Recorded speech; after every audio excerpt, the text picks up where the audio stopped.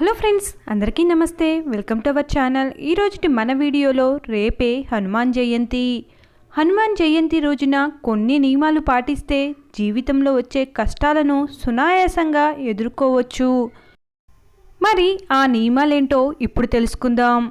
హిందూ మతంలో హనుమాన్ జయంతిని ప్రత్యేకమైన రోజుగా పరిగణిస్తారు. ఈ ప్రత్యేకమైన రోజున బజరంగ బలిని పూజిస్తారు. ఈ ఏడాది హనుమాన్ జయంతి మే 22వ తేదీన గురువారం వచ్చింది.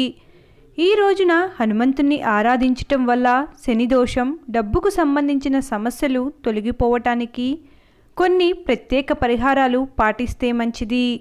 హనుమాన్ జయంతి రోజు ఈ సింపుల్ రెమెడీస్ పాటించారంటే మీ బాధలన్నీ తొలగిపోతాయి.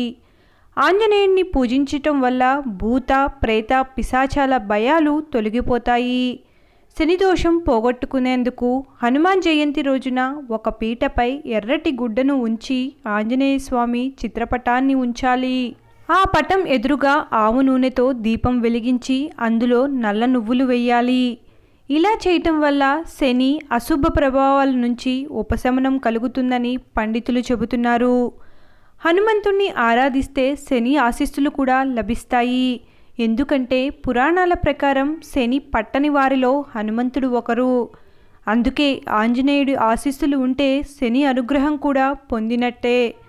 శని ప్రతికూల ప్రభావాల నుంచి విముక్తి కలుగుతుంది. ఆర్థికపరమైన ఇబ్బందులు తొలగేందుకు ఆర్థికంగా ఇబ్బందులు పడుతున్నవారు హనుమాన్ జయంతి రోజున పంచదారను దానం చెయ్యాలి. లేదంటే పంచదారతో తయారు చేసిన స్వీట్స్ కూడా మీ ఇంటి చుట్టుపక్కల వారికి పంచిపెట్టవచ్చు.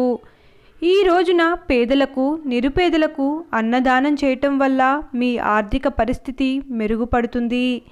ఆర్థిక సమస్యల నుంచి విముక్తి లభిస్తుంది. చట్టపరమైన వివాదాల నుంచి బయటపడతారు. ఆస్తికి సంబంధించిన వివాదాలు తొలగిపోతాయి. రుణ బాధల నుంచి బయటపడేందుకు హనుమాన్ జయంతి రోజు ఆంజనేయుడికి శనగపిండి, ఎర్రచోళం సమర్పించాలి.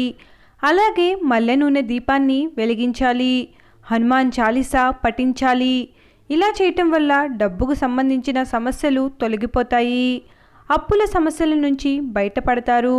ఆదాయం పెరిగేందుకు అవకాశాలు లభిస్తాయని పండితులు చెబుతున్నారు. హనుమాన్ జయంతి రోజున ఉపవాస దీక్షను పాటించాలి. ఇలా చేస్తే సకల కోరికలు నెరవేరుతాయి. జీవితంలోని అన్ని బాధలు, సంక్షోభాలు తొలగిపోతాయని పండితులు చెబుతున్నారు.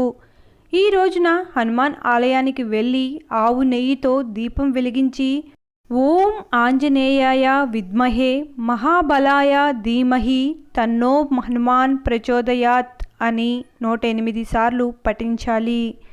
దీనివలన ఆనందమైన జీవితం లభిస్తుందని పలువురు ఆధ్యాత్మికవేత్తలు చెబుతున్నారు. కోతులకు ఆహారం. హనుమంతుణ్ణి కోతులకు అవతారంగా భావిస్తారు.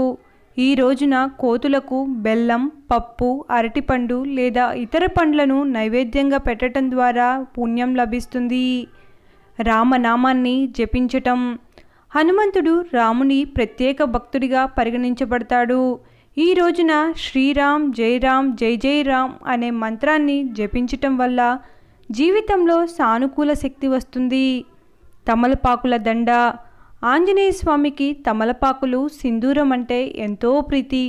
హనుమాన్ జయంతి రోజున 108 తమలపాకులపై జై శ్రీరామ్ అని రాసి వాటిని దండ కట్టి స్వామివారి మెడలో ఆ దండను హనుమాన్ చాలీసా పఠిస్తూ వేస్తే హనుమంతుడి అనుగ్రహం కలిగి కోరుకున్నవన్నీ జరుగుతాయి. సుందరకాండ పారాయణం. హనుమంతుడికి సంబంధించిన సుందరకాండను హనుమాన్ జయంతి రోజున పారాయణం చేయాలని చెబుతున్నారు. సుందరకాండ పారాయణం వల్ల జీవితంలో ఎలాంటి కష్టాలైనా తొలగుతాయి.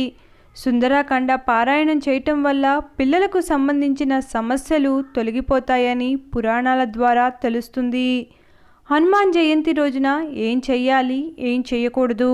హనుమాన్ జన్మోత్సవం రోజున బ్రహ్మచర్యాన్ని ఖచ్చితంగా పాటించాలి. హనుమంతుని పూజలో ఎప్పుడూ చరణామృతం వాడకూడదు. హనుమాన్ని పూజించేటప్పుడు తెల్లని, నల్లని రంగు బట్టలు ధరించకూడదు. ఎరుపు రంగు బట్టలు ధరించటం శుభప్రదం. హనుమాన్ జన్మోత్సవం రోజు పూజకు పగిలిన హనుమాన్ విగ్రహాన్ని ఉపయోగించకూడదు.